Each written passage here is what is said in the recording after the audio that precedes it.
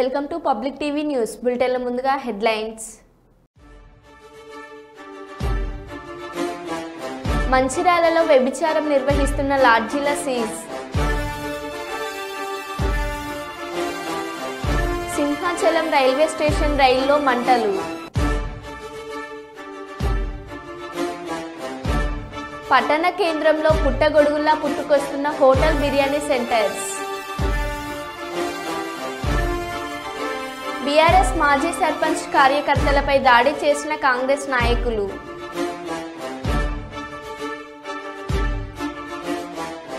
ఇది మంచి ప్రభుత్వం కార్యక్రమంలో ఇంటింటికి వెళ్లి కరపత్రాలు అందజేసిన అనపర్తి ఎమ్మెల్యే నల్లమిల్లి. మంత్రి నిమ్మల రామానాయుడు గారిని కలిసిన పాణ్యం ఎమ్మెల్యే శ్రీమతి గౌరి చరితారెడ్డి.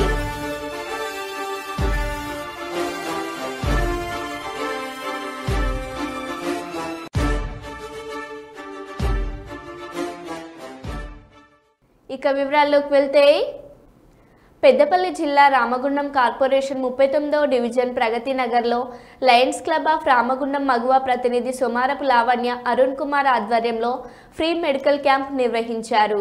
ఈ సందర్భంగా గోదావరి కనికి చెందిన స్త్రీల వైద్య నిపుణులు డాక్టర్ లక్ష్మీవాణి, వనజ రాపోలు పాల్గొని సుమారు 100 మంది మహిళలకు ఉచితంగా వైద్య పరీక్షలు నిర్వహించారు.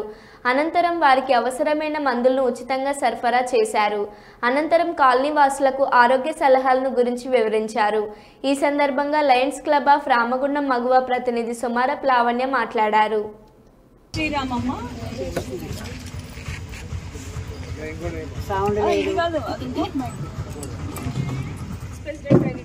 డాక్టర్ వనజా మేడం గారికి, అలాగే ఇక్కడ ఉన్నటువంటి మగువ క్లబ్ ఏర్పడినప్పటి నుంచి కూడా లయన్స్ క్లబ్ అంటే ఏంటిదంటే పేదవారి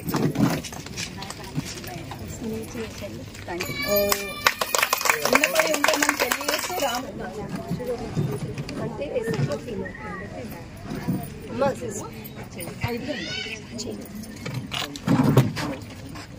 ఇంకోటి మెడ నొప్పి ఉందా?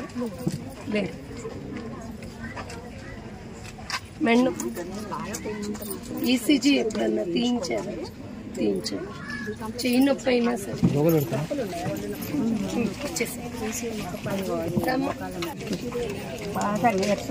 అమ్మా, ఒకవేళ నీకు ఇక్కడ లేకపోతే అమ్మా. మరి ఈరోజు లయన్స్ క్లబ్ ఆఫ్ రామగుండం మగువ తరఫున ఉచిత శిబిరం, హెల్త్ శిబిరంని మరి ఈరోజు ప్రగతి నగర్ 39వ డివిజన్లో ప్రారంభించడం జరిగింది.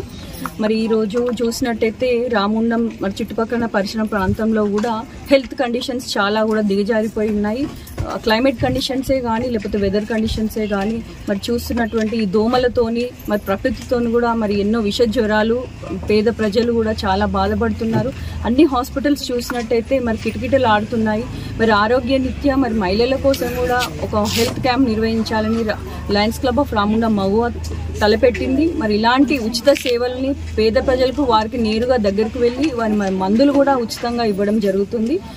ఐదర్ గైనిక్ ప్రాబ్లమ్సే కానీ అలాగే ఇప్పుడు వస్తున్నటువంటి ఏదైతే ఫీవర్స్కి కూడా వారు మరి డాక్టర్స్ చెకప్ చేయడం జరుగుతుంది. ఇక్కడికి విచ్చేసినటువంటి డాక్టర్ లక్ష్మీవాణి మేడం గారికి అలాగే డాక్టర్ వనజా మేడం గారికి ప్రత్యేక ధన్యవాదాలు తెలియజేస్తున్నాము. మరి వారు ఇస్తున్నటువంటి ఈ సేవలు నిజంగా కూడా ప్రశంసనీయం. మరి వారి యొక్క సేవలను కూడా ప్రజలు చాలా మంచిగా సద్వినియోగం చేసుకుంటున్నారు. ఇక్కడ విచ్చేసిన ప్రజలకు అందరికీ కూడా ప్రత్యేక ధన్యవాదాలు తెలియజేస్తున్నాం. సంఘీయులు ఎటువంటి ప్రలోభాలకు లోను కాకుండా వైన్ షాపులలో 10% షాపులను కైవసం చేసుకుని ఆర్థికంగా అభివృద్ధి చెందాలని పిలుపునిస్తున్న చొల్లంగి వేణుగోపాల్.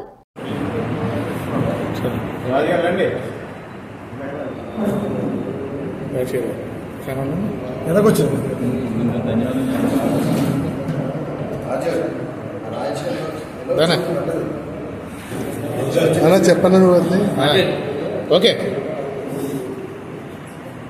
ముఖ్యంగా ఈరోజు ఈ రాష్ట్ర ప్రభుత్వం ఏదైతే ఉమ్మడి మేనిఫెస్టోలో చేర్చి పొందుపరిచి ఈ బీసీలు అయినటువంటి శెట్టి బలిజ, శ్రీసేన, యాత, గౌడ ఉపకులాలన్నింటినీ దృష్టిలో పెట్టుకుని సుమారు 40 లక్షల మందిని దృష్టిలో పెట్టుకుని వారి యొక్క వృత్తి కోల్పోయి ఉన్నాం. మేము స్వాతంత్రం వచ్చినప్పటి నుంచి ఈ రోజు దాకా కూడా మా యొక్క కుల వృత్తి ఏదైతే ఉందో ఆ గీసిన కళ్ళని మిగిలిన దాన్ని యారక్కి తయారు చేసి అమ్ముకునే పరిస్థితి ఉండేది. అటువంటి పరిస్థితుల నుండి దూరం అయిపోయి మేము వృత్తి కోల్పోయి ఉన్నాం. అటువంటిది ఈరోజు రాష్ట్ర ప్రభుత్వం గుర్తించి మాకు ప్రత్యేకంగా 10% రిజర్వేషన్ కేటాయించడం మేము నిజంగా హర్షం వ్యక్తపరుస్తున్నాము. ధన్యవాదాలు. ఎందుకంటే ఏ రోజు ఏ ప్రభుత్వం కూడా మా గురించి పట్టించుకున్న దాఖలాలు లేవు. మేము ఒకటే కోరుకున్నాము, 20% ఇస్తారని చెప్పి వారు చెప్పింది చంద్రబాబు నాయుడు గారు 20% ఇస్తారని చెప్పి ప్రకటించడం జరిగింది. మేము ఆశించాము, కానీ 10% ప్రకటించారు. చాలా సంతోషం. వారికి నిజంగా మేము కృతజ్ఞతలై ఉంటాము. కానీ మేము 2 లక్షల రూపాయలు కట్టాలంటే ఇబ్బంది అవుతుంది కాబట్టి కేవలం ఈ ఏదైతే 10% ఉన్నటువంటి షాపులకి 2% ఒక 50% తగ్గించి ₹1,00,000 రాయితీగా ప్రకటించాలని మేము ప్రభుత్వాన్ని కోరుకుంటున్నాం. అదే రకంగా ఏదైతే ఈ షాపులు అయితే ఉన్నాయో ఈ కులాలు అభివృద్ధి చెందాలి, అట్టడి వరకు అణగారిపోయినటువంటి కులాలకి అభివృద్ధి చెందితే బాగుంటుంది, వాళ్ళ కులవృత్తి కోల్పోయారని చెప్పి గుర్తించి ఈ 40 లక్షల మంది దృష్టిలో పెట్టుకుని మనకి ఒక 10% షాపులు కేటాయించడం జరిగింది. అంటే ఈ సుమారు 400 షాపులు వస్తాయంటే అవి మన ఒక్కరే కాదు, మన సొత్తు కాదు. మీరు కొంతమంది దీన్ని అగ్రకుల ఎవరైతే సంపన్న వర్గాలు ఉన్నారో వారికి తొత్తులుగా వ్యవహరించి ఇవి ఇచ్చే అవకాశం ఉంది. కాబట్టి అటువంటిది జరిగితే ఈ ప్రధానమైన ఈ మీటింగ్ పెట్టడానికి ప్రధాన ఉద్దేశం అది. అటువంటి ఏమైనా జరిగితే మేమే ఎంక్వైరీ జరిపించి డబ్బులు ఎక్కడి నుంచి ఏ అకౌంట్లో ట్రాన్స్ఫర్ అయినా చూపించి దాని మీద ఎంక్వైరీ జరిపించి ఖచ్చితంగా రద్దు చేయించడం జరుగుతుంది. కాబట్టి మీరు డబ్బులు కోల్పోతారు, మీరు డిపాజిట్లు కోల్పోతారు, మీరు వృత్తిని కూడా కోల్పోతారు. కాబట్టి దయచేసి అటువంటి పని చేయకండి.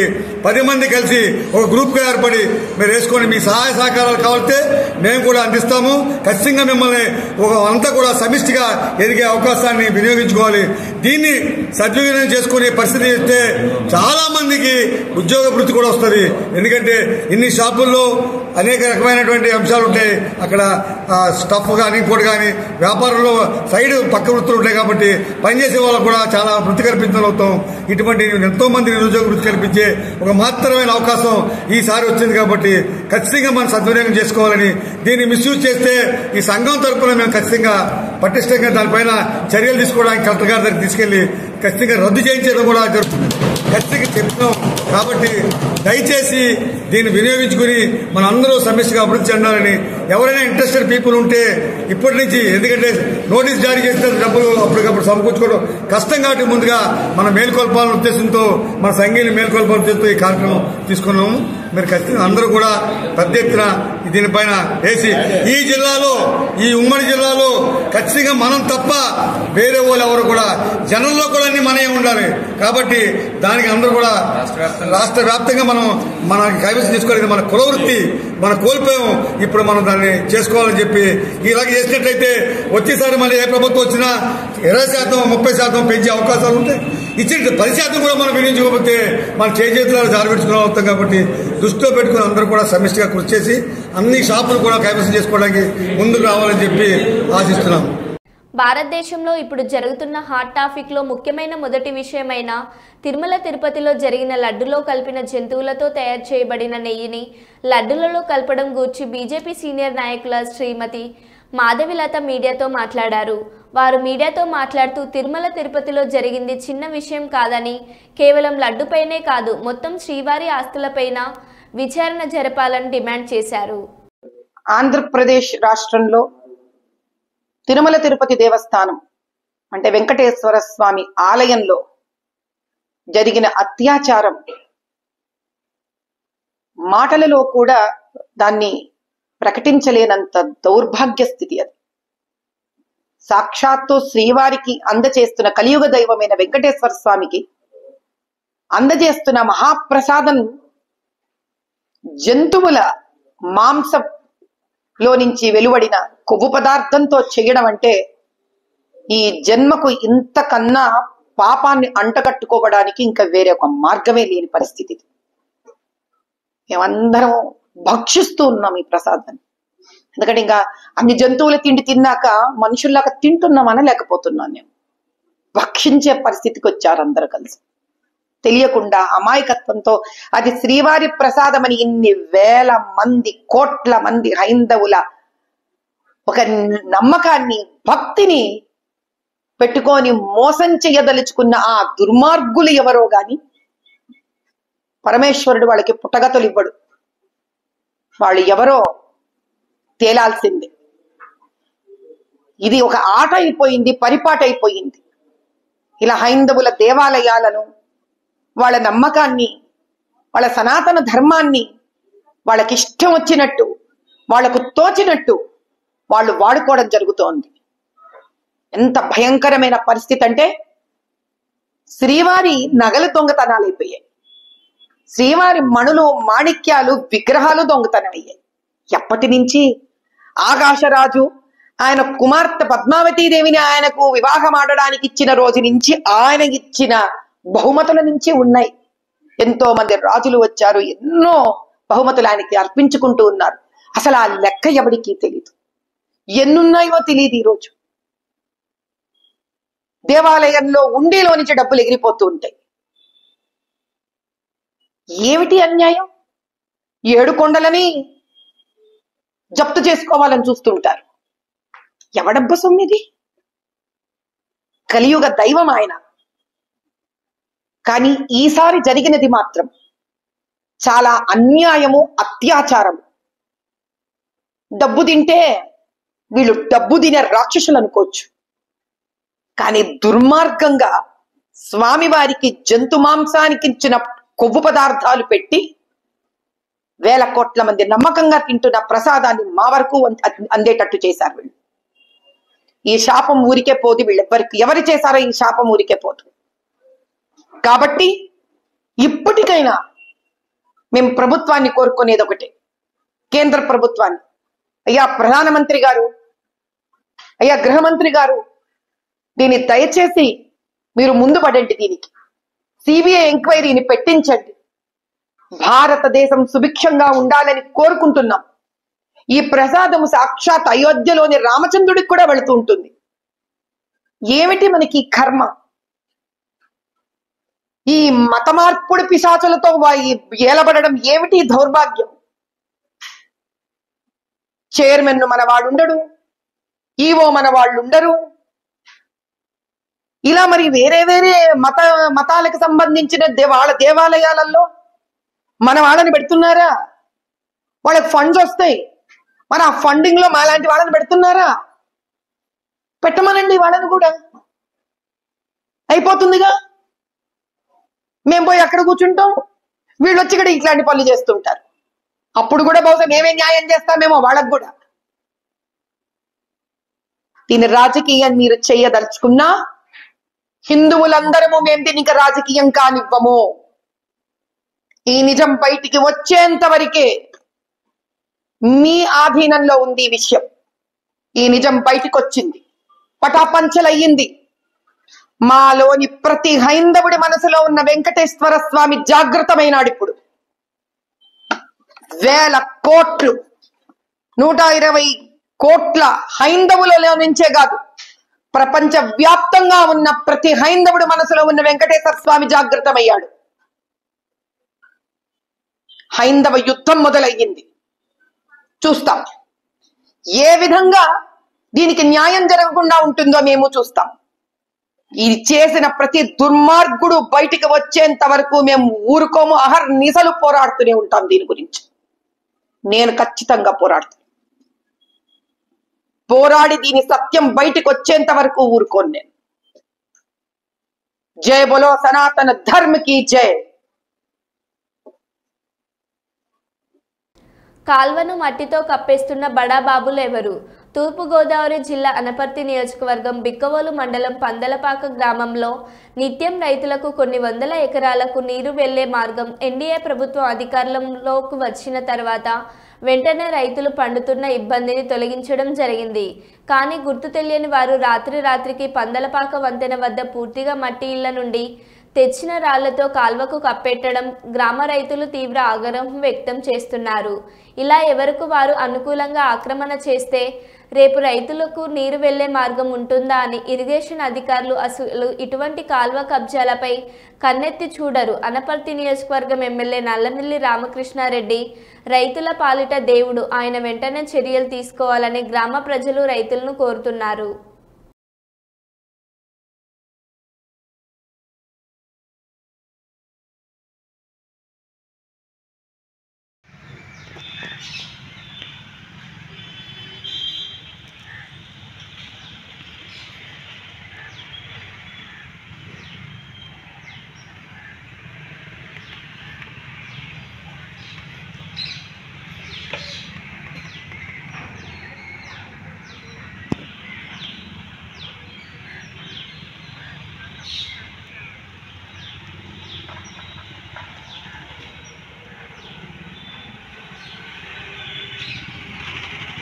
తొర్రూరు డివిజన్ కేంద్రంలో police electronic print media journalist ఆధ్వర్యంలో ఫ్రెండ్లీ క్రికెట్ మ్యాచ్ను ఎతి రాజారావు పార్కులో క్రికెట్ మ్యాచ్ నిర్వహించారు. జర్నలిస్టులు పోలీసుల మధ్య క్రికెట్ మ్యాచ్తో ఫ్రెండ్లీ వాతావరణం ఏర్పడుతుందని సిఐ జగదీష్ అన్నారు. ఆరోగ్యంగా ఉండడానికి క్రీడలను అలవాటు చేసుకోవాల్సిన అవసరం ఎంతైనా ఉండదని ఈ సందర్భంగా గుర్తు చేశారు. పోలీస్ శాఖ జర్నలిస్టుల మధ్య హోరాహోరీగా సాగిన ప్రజలంతా వీక్షించి ఆనందించారు. ఈ కార్యక్రమంలో పోలీస్ శాఖ Thorrur CI Jagadish, Thorrur SI Upender, Dantalapalli SI Raju, Peddavangara SI Kranthikumar, Nellikuduru ఎస్ఐలు రమేష్ బాబు, జర్నలిస్టు జాతీయ సీనియర్ నాయకులు, జర్నలిస్టులు పాల్గొన్నారు. తొర్రూరు సర్కిల్ పోలీస్ మరియు Thorrur print and electronic media ఇద్దరు కలిసి ఎతిరాజ్ పార్క్ నందు ఉదయం ఫ్రెండ్లీ క్రికెట్ మ్యాచ్ ఆడడం జరుగుతుంది. ఒక ఫ్రెండ్లీ క్రికెట్ మ్యాచ్తో అందరూ కూడా ముఖ పరిచయాలు అందరూ కూడా ఏర్పడతాయి. అలాగే ప్రింట్ అండ్ ఎలక్ట్రానిక్ మీడియా మరియు పోలీస్ మధ్య ఒక సత్సంబంధాలు నెలకొల్పడానికి కూడా ఈ యొక్క మ్యాచ్ అనేది దోహదపడుతుంది. అలాగే స్పోర్ట్స్ అనేది ఎప్పుడు కూడా ఒక ఆహ్లాదకరంగా ఒక స్నేహపూర్వకంగా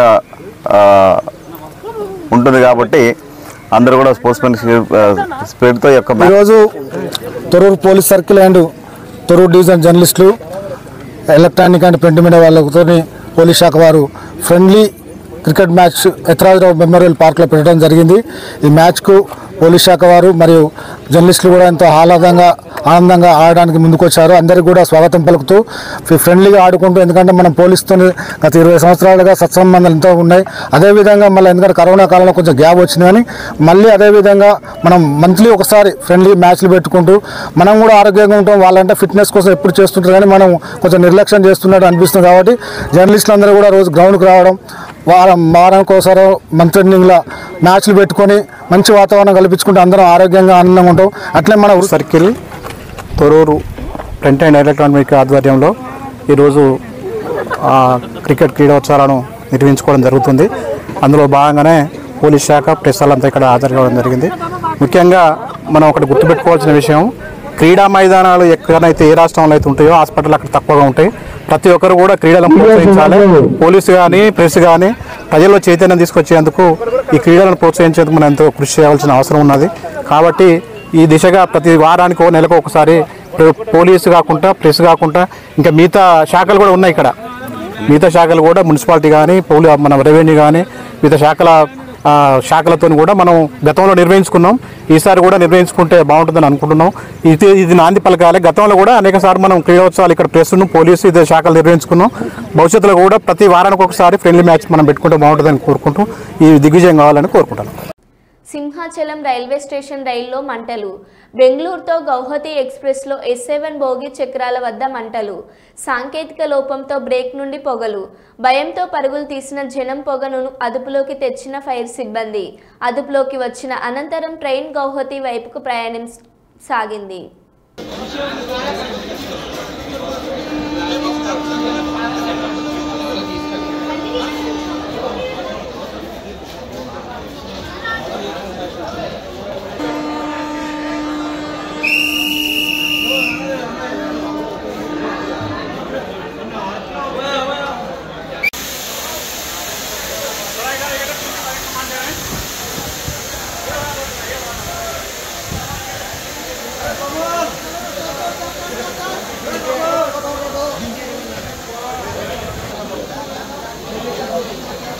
ఈ కోర్సేనా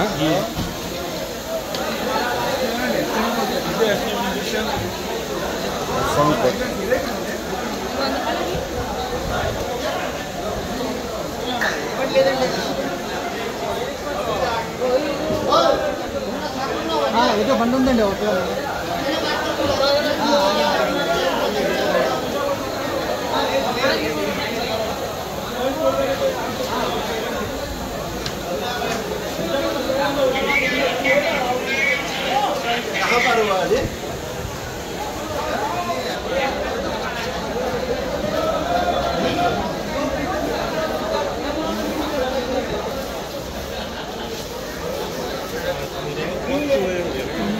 జగిత్యాల జిల్లా ధర్మారం, ఎండపల్లి, వెల్గటూరు మండలాల ప్రైవేట్ స్కూల్ కరెస్పాండెంట్లు సంయుక్తంగా ధర్మారం మండల కేంద్రంలోని వైశ్య భవన్లో మీడియా సమావేశం నిర్వహించారు.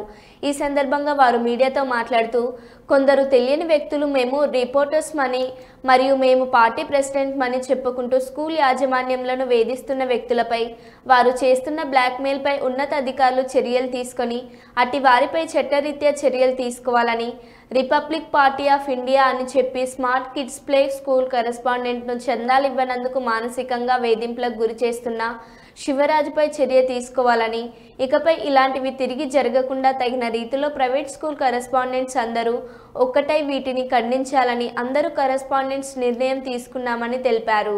ఈ కార్యక్రమంలో 3 మండలాల ప్రైవేట్ స్కూల్ యాజమాన్యాలు పాల్గొన్నారు.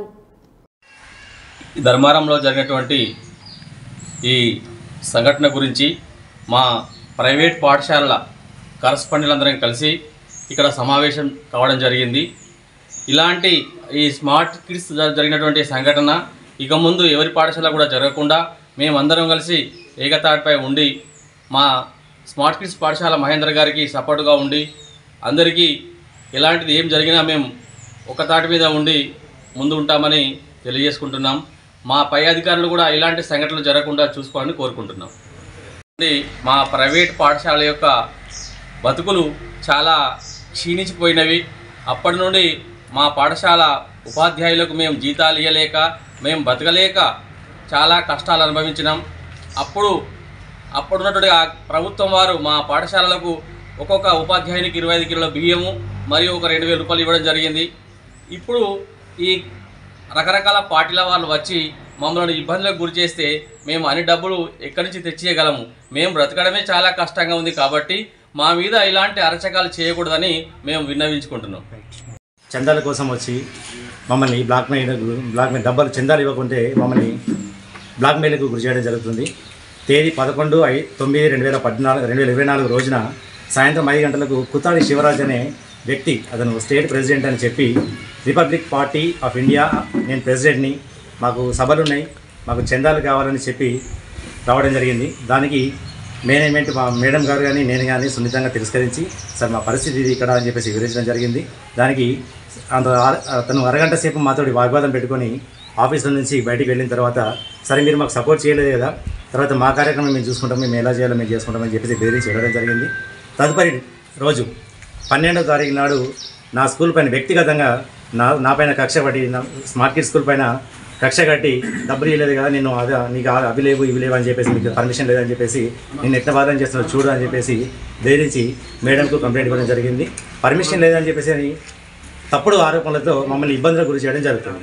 అంతేకాకుండా బయట నుంచి ఎవరెవరితో మీకు ఫోటోలు తీపిస్తాం, అది చేస్తాం ఇది చేస్తామని బెదిరించడం జరుగుతుంది.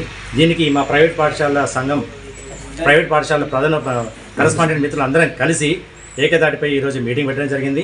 ఇలాంటి వారిని ఇంకొకసారి స్కూల్లోకి రానివ్వకుండా, ఇలాంటి వ్యక్తుల్ని స్కూల్లోకి అనుమతి ఇవ్వకుండా తగిన చర్యలు తీసుకోవాలని మా పై అధికారులకు, ఎస్ఐ గారికి కానీ, మేడం ఎంఏ మేడం గారు కానీ, డిఓ మేడం గారు కానీ, తర్వాత ఇలాంటి సంఘటనలు ఇంకొకసారి పునరావృతం కాకుండా రేపు పై అధికారులకు కూడా మేము ఫిర్యాదు చేయబోతున్నామని మీకు తెలియజేస్తున్నాం. కూటమి ప్రభుత్వం 100 రోజుల్లో ప్రజలకు అందించిన సంక్షేమ పథకాల గురించి ప్రజలకు వివరించడం ఇది మంచి ప్రభుత్వం కార్యక్రమం ముఖ్య ఉద్దేశమని జిల్లా కలెక్టర్ స్వప్నికల్ దినకర్ పుండకర్ గారు అన్నారు. జిల్లా కలెక్టర్ స్వప్నికల్ దినకర్ పుండకర్ గారు మున్సిపల్ కమిషనర్ ప్రసాద్ రావు, అధికారులు, స్థానిక నాయకులతో కలిసి ఈరోజు నగర కార్పొరేషన్ స్థానిక 24వ డివిజన్ మహాలక్ష్మి నగర్ కాలనీలో పర్యటించి ఇంటింటికి వెళ్లి ప్రజల సమస్యలు అడిగి తెలుసుకొని కూటమి ప్రభుత్వం 100 రోజులు అమలు చేసిన సంక్షేమ పథకాల కరపత్రాలు, స్టిక్కర్స్ అందజేస్తూ వివరించారు. ఈ కార్యక్రమంలో municipal commissioner Prasad, municipal health officer doctor Sudheer, నగర తెలుగుదేశం పార్టీ అధ్యక్షులు మాదారప్ వెంకటేష్, డివిజన్ ఇన్ఛార్జ్ సిరపురం భాస్కర్ రావు, నాయకులు బి అసిరమ్మ, సిరిపురం హరి, మామిడి సూర్యప్రసాద్, సచివాలయ సిబ్బంది సౌజన్య, కిరణ్, రాము, నరేంద్ర, గంగాధర్, ఈశ్వర్ కుమార్, ప్రమిళ తదితరులు పాల్గొన్నారు.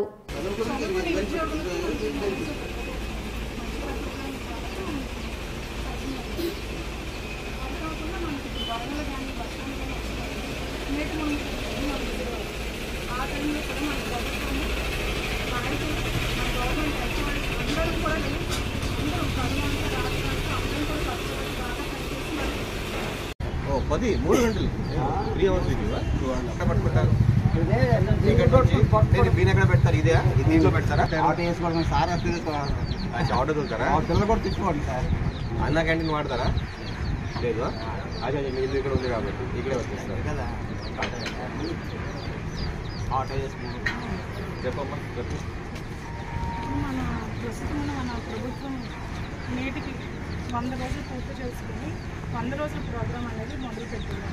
ఈ 100 రోజుల్లో మన ప్రభుత్వం ఎన్నో మంచి కార్యక్రమాలు అనేది చేపట్టింది.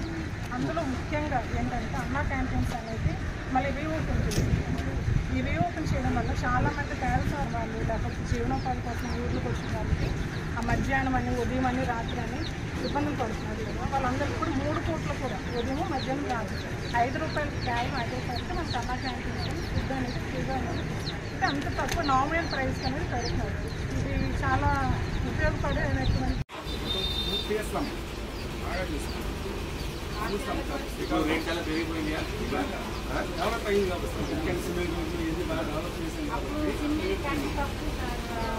ఆ రోజుల్లో పెట్టారు అంటే కింద ముందు పెట్టారు అలాగే డాక్టర్ సంఘంలో ఉన్నారు పిన్నీలా సంఘమా